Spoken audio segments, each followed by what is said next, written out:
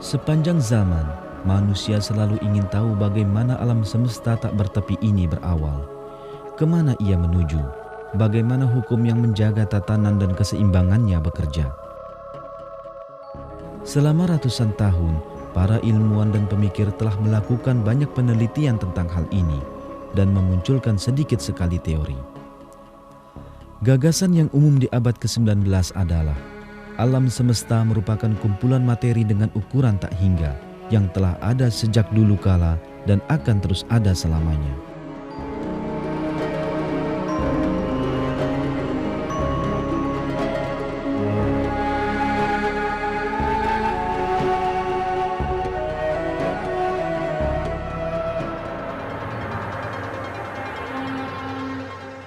Selain meletakkan dasar berpijak bagi paham materialis, pandangan ini menolak keberadaan pencipta dan menyatakan bahwa alam semesta tidak berawal dan tidak berakhir.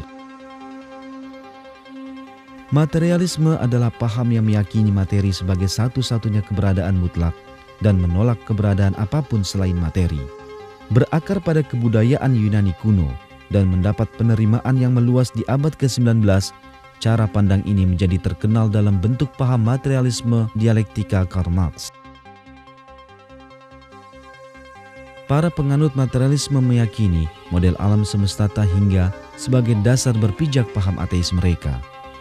Misalnya, dalam bukunya Principes Fundamental New Philosophy, filsuf materialis George Politzer mengatakan, alam semesta bukanlah sesuatu yang diciptakan, dan ia menambahkan, jika ia diciptakan, ia sudah pasti diciptakan oleh Tuhan dengan seketika dan dari ketiadaan. Ketika Politzer berpendapat alam semesta tidak diciptakan dari ketiadaan, ia berpijak pada model alam semesta statis abad ke-19 dan menganggap dirinya sedang mengemukakan sebuah pernyataan ilmiah. Namun, ilmu pengetahuan dan teknologi yang berkembang di abad ke-20 akhirnya meruntuhkan gagasan kuno yang dinamakan materialisme ini. Telah ditemukan bahwa alam semesta tidaklah tetap sebagaimana dugaan kaum materialis, malah sebaliknya, ia terus mengembang. Selain itu, berbagai pengamatan dan perhitungan telah membuktikan bahwa alam semesta memiliki permulaan dan ia diciptakan dari ketiadaan melalui suatu ledakan raksasa. Kini, fakta ini telah diterima di seluruh dunia ilmu pengetahuan. Dan penemuan fakta-fakta penting ini dimungkinkan melalui beragam pengamatan dan penemuan revolusioner. Pada tahun 1929, di Observatorium Mount Wilson, California, ahli astronomi Amerika bernama Edwin Hubble membuat salah satu penemuan terbesar di sepanjang sejarah astronomi. Ketika mengamati bintang-bintang dengan teleskop raksasa, ia menemukan bahwa mereka memancarkan cahaya merah sesuai dengan jaraknya. Ini berarti bahwa bintang-bintang ini bergerak menjauhi kita. Sebab, menurut hukum fisika yang diketahui, spektrum sumber cahaya yang sedang bergerak mendekati pengamat cenderung ke warna ungu, sedangkan yang menjauhi pengamat cenderung ke warna merah. Selama pengamatan oleh Hubble, cahaya bintang-bintang cenderung ke warna merah. Ini berarti bahwa bintang-bintang ini terus-menerus bergerak menjauhi kita.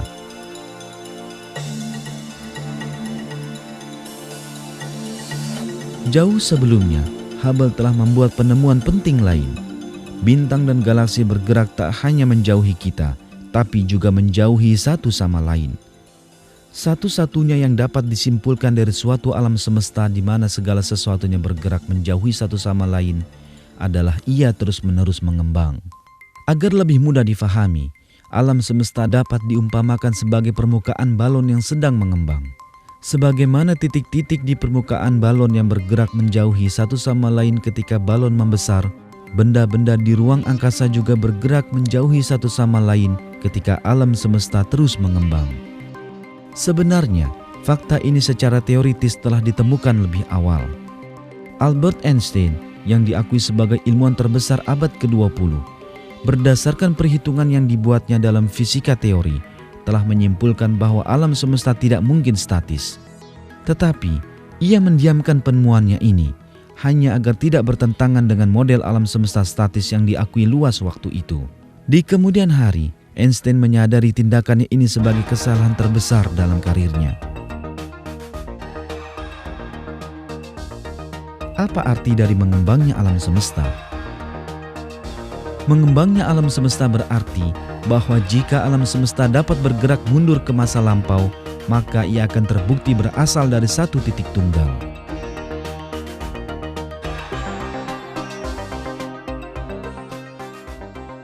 Perhitungan menunjukkan titik tunggal ini yang berisi semua materi alam semesta haruslah memiliki volume nol dan kepadatan tak hingga. Alam semesta telah terbentuk melalui ledakan titik tunggal bervolume nol ini.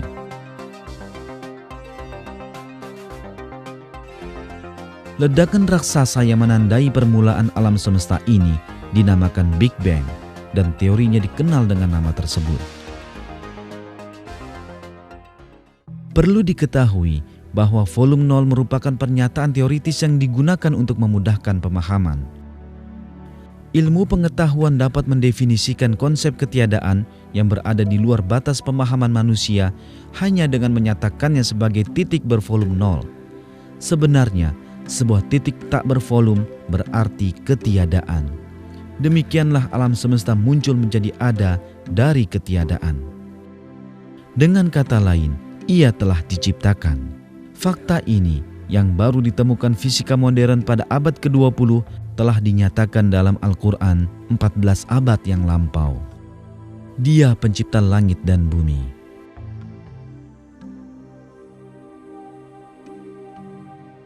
Teori Big Bang menunjukkan semua benda di alam semesta pada awalnya adalah satu wujud dan kemudian terpisah-pisah.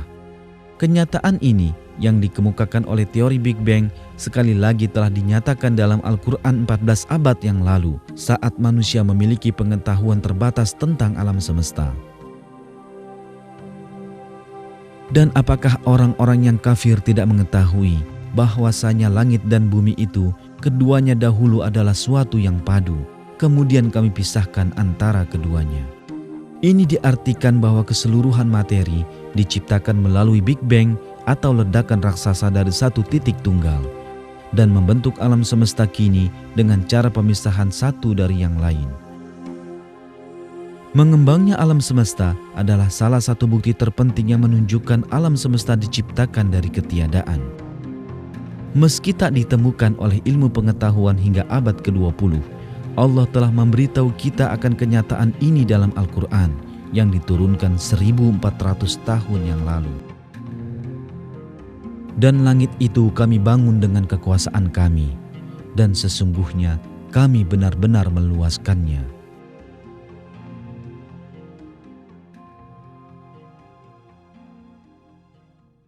Big Bang merupakan petunjuk nyata bahwa alam semesta telah diciptakan dari ketiadaan.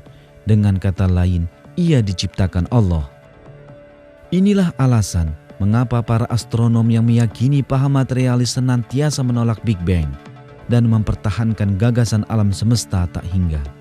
Alasan penolakan ini terungkap dalam perkataan Arthur Eddington, salah seorang fisikawan materialis terkenal yang mengatakan, "Secara filosofis, gagasan tentang permulaan tiba-tiba dari tatanan alam yang ada saat ini sungguh menjijikkan bagi saya."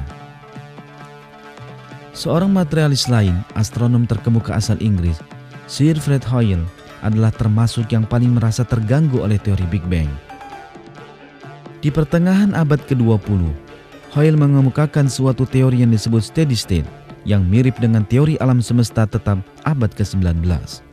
Teori steady state menyatakan bahwa alam semesta berukuran tak hingga dan kekal sepanjang masa. Dengan tujuan mempertahankan paham materialis, teori ini sama sekali berseberangan dengan teori Big Bang yang mengatakan bahwa alam semesta memiliki permulaan. Mereka yang mempertahankan teori steady state telah lama menentang teori Big Bang. Namun, ilmu pengetahuan justru meruntuhkan pandangan mereka.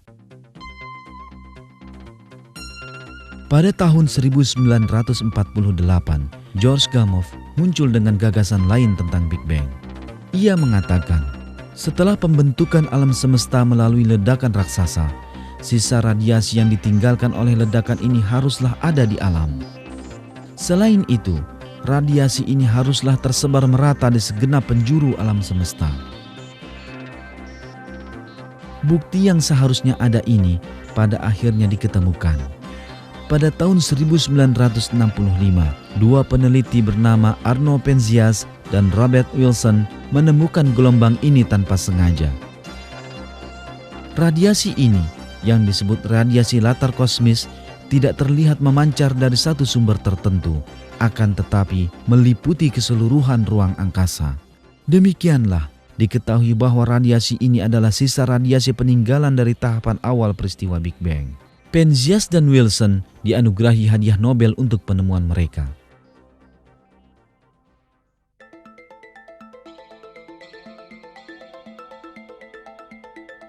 Pada tahun 1989, NASA mengirimkan satelit Cosmic Background Explorer COBE ke ruang angkasa untuk melakukan penelitian tentang radiasi latar kosmis.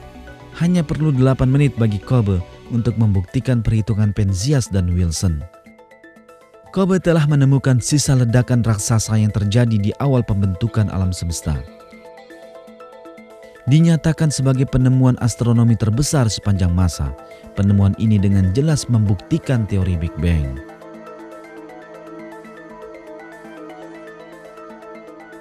Bukti penting lain bagi Big Bang adalah jumlah hidrogen dan helium di ruang angkasa. Dalam berbagai penelitian, diketahui bahwa konsentrasi hidrogen helium di alam semesta bersesuaian dengan perhitungan teoritis konsentrasi hidrogen helium sisa peninggalan peristiwa Big Bang. Jika alam semesta tak memiliki permulaan, dan jika ia telah ada sejak dulu kala, maka unsur hidrogen ini seharusnya telah habis sama sekali dan berubah menjadi helium.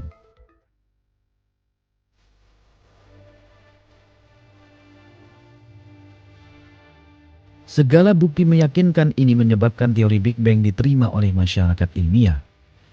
Model Big Bang adalah titik terakhir yang dicapai ilmu pengetahuan tentang asal-muasal alam semesta.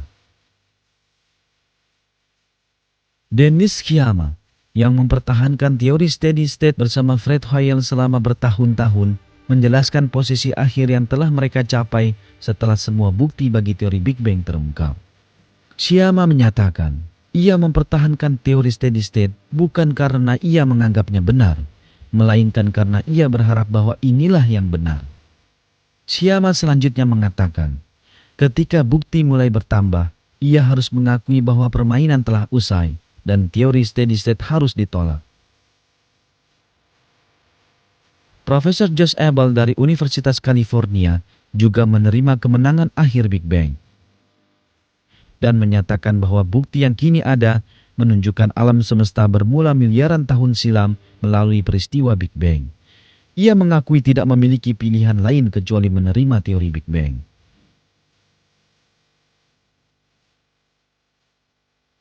Dengan kemenangan Big Bang, mitos materi kekal yang menjadi dasar berpijak paham materialis terhempaskan ke dalam tumpukan sampah sejarah.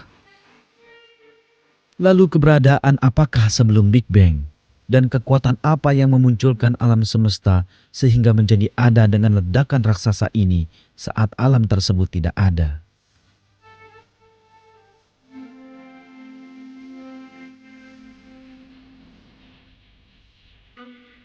Meminjam istilah Arthur Eddington, pertanyaan ini jelas merujuk pada fakta yang secara filosofis menjijikkan bagi kaum materialis, yakni keberadaan pencipta. Filsuf ateis terkenal, Anthony Flew, berkata tentang hal ini. Sayangnya, pengakuan adalah baik bagi jiwa. Karenanya, saya akan memulai dengan pengakuan bahwa kaum ateis Stratonisian terpaksa dipermalukan oleh kesepakatan kosmologi zaman ini. Sebab, tampaknya para ahli kosmologi tengah memberikan bukti ilmiah bahwa alam semesta memiliki permulaan.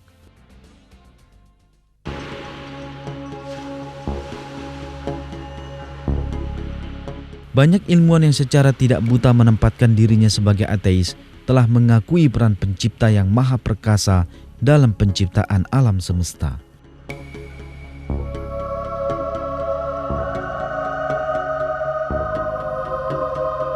Pencipta ini haruslah zat yang telah menciptakan materi dan waktu, namun tidak terikat oleh keduanya. Ahli astrofisika terkenal Hugh Ross mengatakan,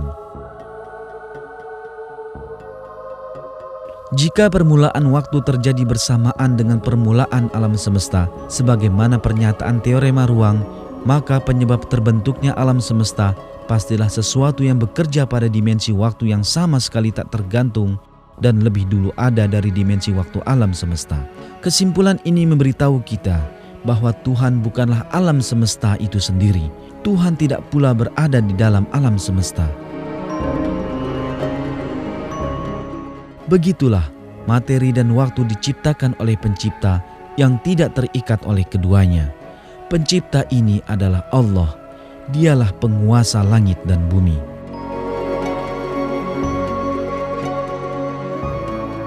Sebenarnya, Big Bang telah menimbulkan masalah yang lebih besar bagi kaum materialis daripada pengakuan filsuf ateis Antony Flew. Sebab, Big Bang tak hanya membuktikan alam semesta diciptakan dari ketiadaan, tetapi ia juga diciptakan secara sangat terencana, tersusun rapi, dan teratur. Big Bang terjadi melalui ledakan suatu titik yang berisi semua materi dan energi alam semesta, serta penyebarannya ke segenap penjuru ruang angkasa dengan kecepatan sangat tinggi. Dari materi dan energi ini, muncullah suatu keseimbangan luar biasa yang melingkupi berbagai galaksi, bintang, matahari, bulan, dan benda angkasa lainnya. Hukum alam pun terbentuk yang kemudian disebut hukum fisika, yang seragam di seluruh penjuru alam semesta dan tidak berubah. Hukum fisika yang muncul bersamaan dengan Big Bang tak berubah sama sekali selama lebih dari 15 miliar tahun. Selain itu, hukum ini didasarkan atas perhitungan yang sangat teliti, sehingga penyimpangan 1 mm saja dari angka yang ada sekarang akan berakibat pada kehancuran seluruh bangunan dan tatanan alam semesta. Semua ini menunjukkan bahwa suatu tatanan sempurna muncul setelah Big Bang.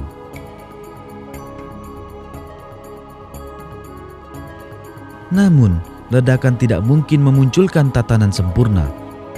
Semua ledakan yang diketahui cenderung berbahaya, menghancurkan, dan merusak apa yang ada.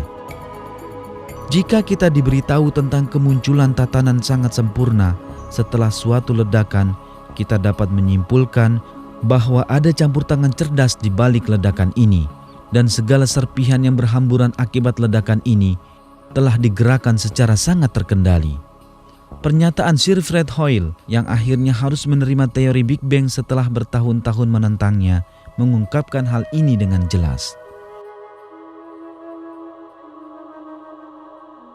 Teori Big Bang menyatakan bahwa alam semesta berawal dari satu ledakan tunggal. Tapi, sebagaimana diketahui, ledakan hanya menghancurkan materi berkeping-keping. Sementara Big Bang secara misterius telah menghasilkan dampak yang berlawanan, yakni materi yang saling bergabung dan membentuk galaksi-galaksi.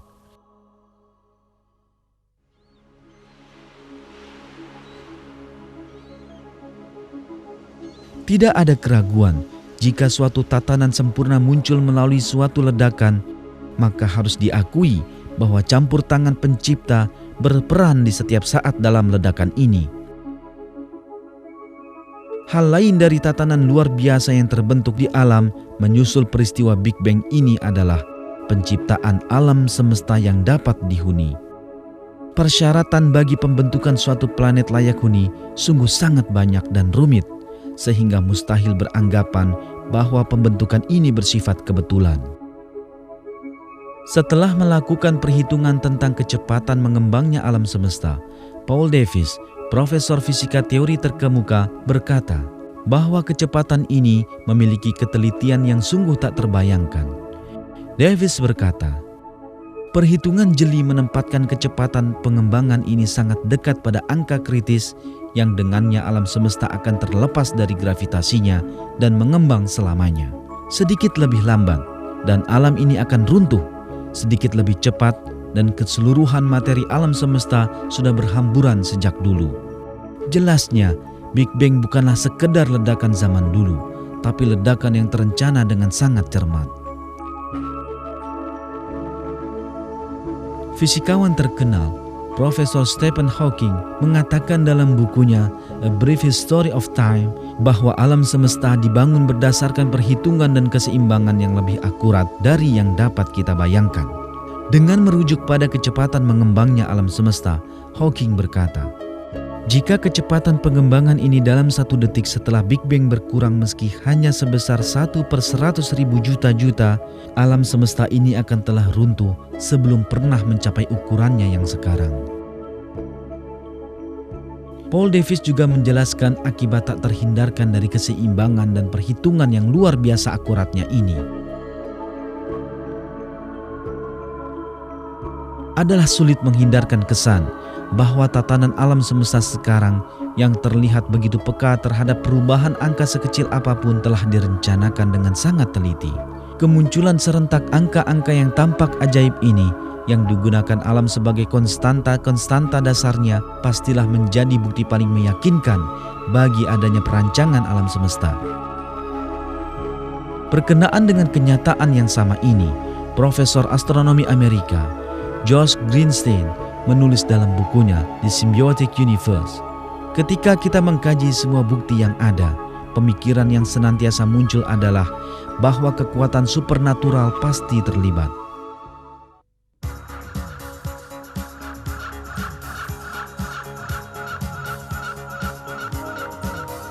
Singkatnya, saat meneliti tatanan mengagumkan di alam semesta, akan kita fahami bahwa keberadaan dan cara kerjanya bersandar pada keseimbangan yang sangat peka dan tatanan yang terlalu rumit untuk dijelaskan oleh peristiwa kebetulan. Sebagaimana dimaklumi, tidaklah mungkin keseimbangan dan tatanan luar biasa ini terbentuk dengan sendirinya dan secara kebetulan melalui suatu ledakan raksasa. Pembentukan tatanan semacam ini menyusul ledakan seperti Big Bang adalah satu bukti nyata adanya penciptaan supernatural. Rancangan dan tatanan tanpa tara di alam semesta ini tentulah membuktikan keberadaan pencipta beserta ilmu, keagungan, dan hikmahnya yang tak terbatas, yang telah menciptakan materi dari ketiadaan dan yang berkuasa mengaturnya tanpa henti. Pencipta ini adalah Allah, Tuhan seluruh sekalian alam.